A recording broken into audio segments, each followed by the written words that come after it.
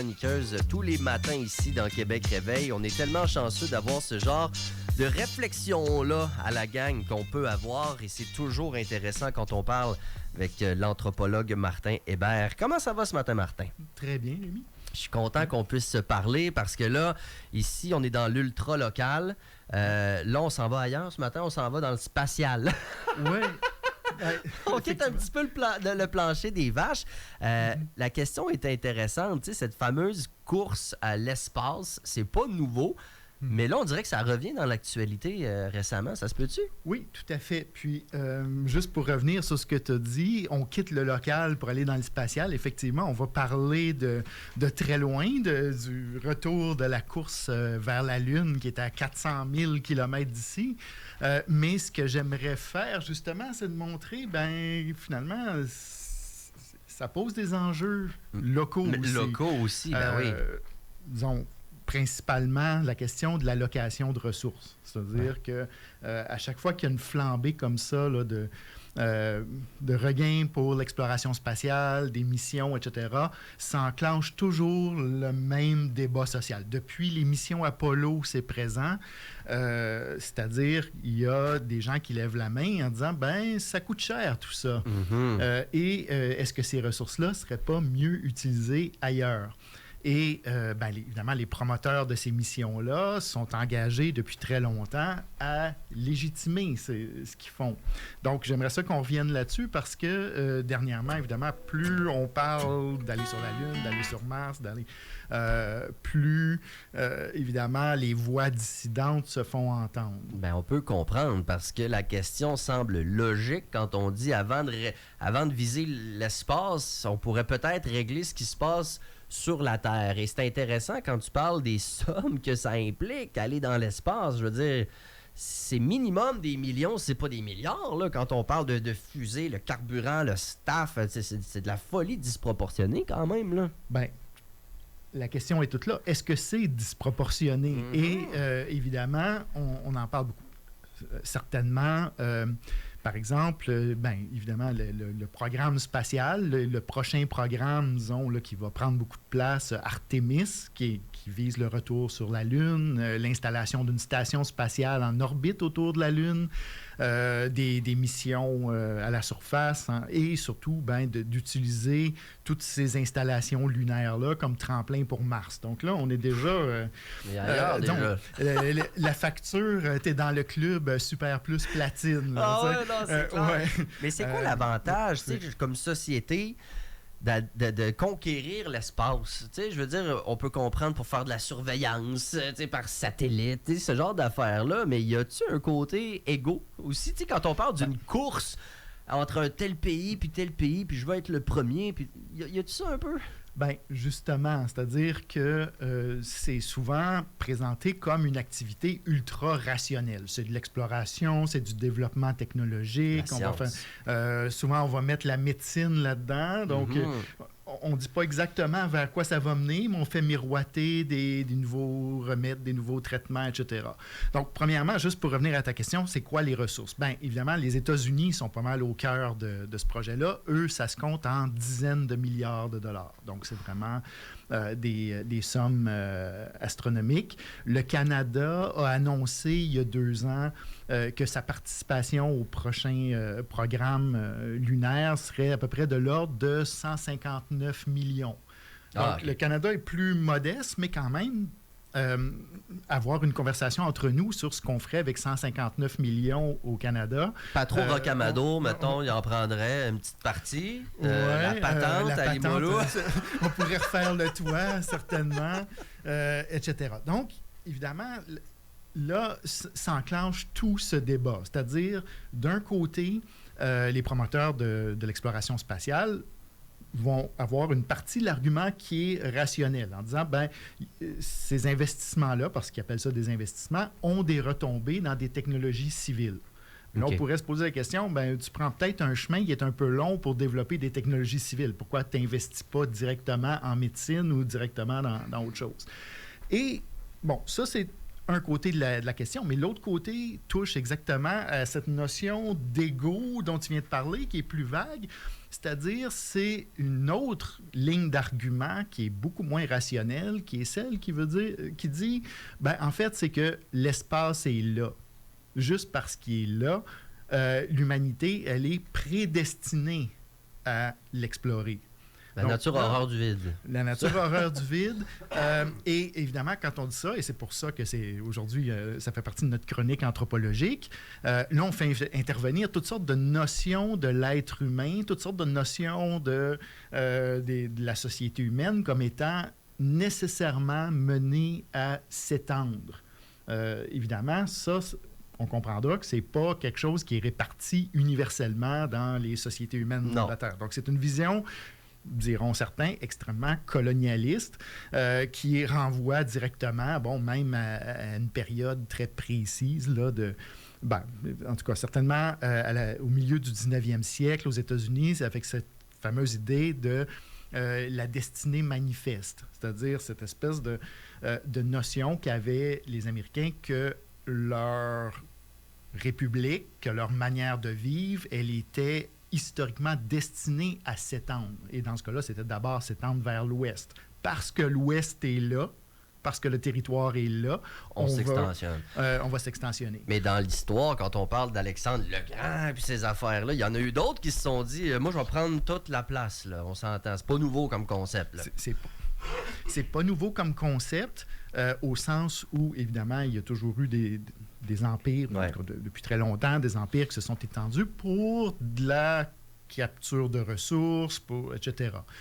Ici, ce qu'on a, c'est quelque chose d'un peu plus fondamental, c'est-à-dire que la notion que c'est dans la nature humaine, et une nature humaine comprise d'une manière très limitée, spécifique, là, que de s'étendre de cette façon-là. Fait que c'est pas pour des besoins autres que une idéologie fondamentale qui dit on doit prendre la place, alors que dans certains cas, c'était par besoin de ressources, besoin de ci, de ça. Oui. C'est un peu la distinction. Ou même par cupidité. Ouais. Toujours accumuler plus.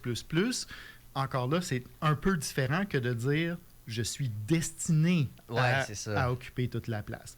Juste par mise en contexte, en fait, ce qui m'a amené à ce sujet-là, là, ça déboule. Il y a un documentaire qui vient de sortir d'un cinéaste québécois, Julien Ly, Shifting Starbase. On va en reparler une autre fois sur Elon Musk et son centre de développement spatial. Mais ce qui m'a amené à cette réflexion-là, c'est la parution récente de 2 livres. 2 livres qui se parlent un l'autre, qui ont à voir avec le programme spatial français en particulier et européen. Donc, le premier, c'est Amazonie spatiale. Oh, wow. Donc, Amazonie spatiale est créée... c'est un ouvrage collectif qui a été... On va le montrer à la caméra. Qui a été piloté par, en gros, l'Agence spatiale européenne. La préface est par une astronaute. Et ils ont impliqué beaucoup de gens qui sont dans le programme spatial et qui les ont amenés à collaborer avec des artistes pour se faire un nouveau récit de l'exploration spatiale. Et on voit à quel point c'est difficile, parce que d'un côté, ils veulent rejeter ce récit de conquête-là, très nationaliste, très colonialiste d'une certaine façon, et essayer de trouver d'autres raisons d'y aller. Et là, ils cherchent des raisons humanistes, ils cherchent des raisons, qu'est-ce que ça apporterait de plus à l'humanité, des vols habités. Ils en ont-tu des idées? Est-ce que ça pourrait apporter d'autres?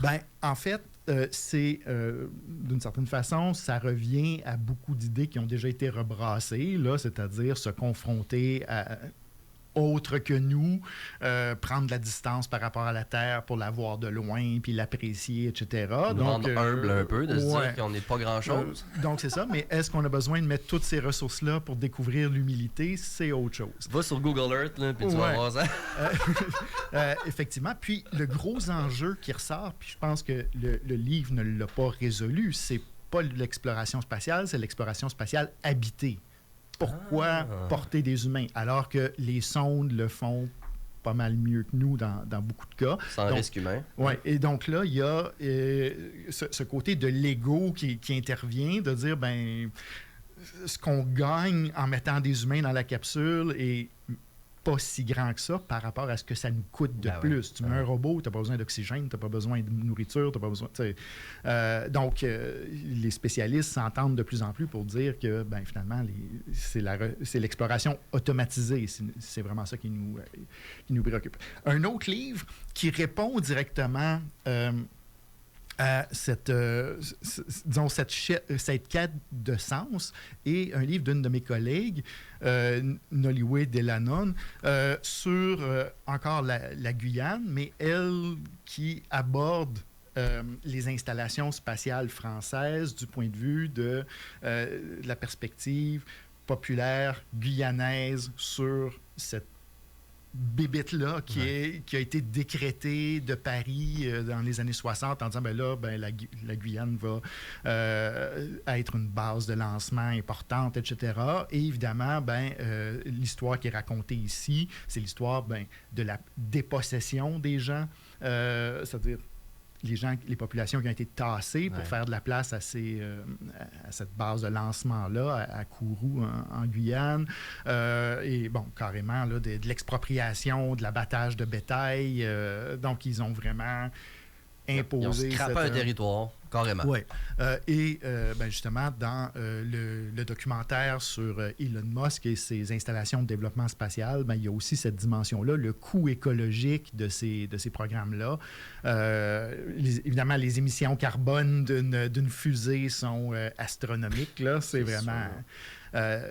sans parler des débris, sans parler de la contamination au sol, sans parler de tout ça, ça retombe à un moment donné. Il y a quand même... on peut comprendre que si un pays comme les États-Unis investit des dizaines de milliards, des milliards, on pourrait croire qu'on pourrait se dire ici au Canada, laissez-le faire, là, nous autres, on va mettre notre argent ailleurs. Ce serait quoi les risques que le Canada embarque pas du tout dans cette course-là? Mm-hmm. En fait... il y a un risque symbolique. Donc, le Canada veut être reconnu comme, encore là, pays technologique à la fine pointe. Oui, c'est ça. Donc, encore là, le côté nationaliste, le côté symbolique est très important. Et aussi, il y a le positionnement de ces industries. Donc, il faut voir là-dedans qu'il y a une pression très forte qui vient des industries canadiennes pour dire, on en veut un morceau, nous aussi. Parce que ces 159 millions-là, ils s'en vont dans les coffres de compagnies. Et le Canada a été très spécifique. Il a ciblé justement ces créneaux. Il a dit, nous, on veut la robotique. Donc, c'est le secteur, la robotique spatiale, le fameux bras canadien. Ouais. Le nouveau programme Artemis va avoir le bras canadien 3.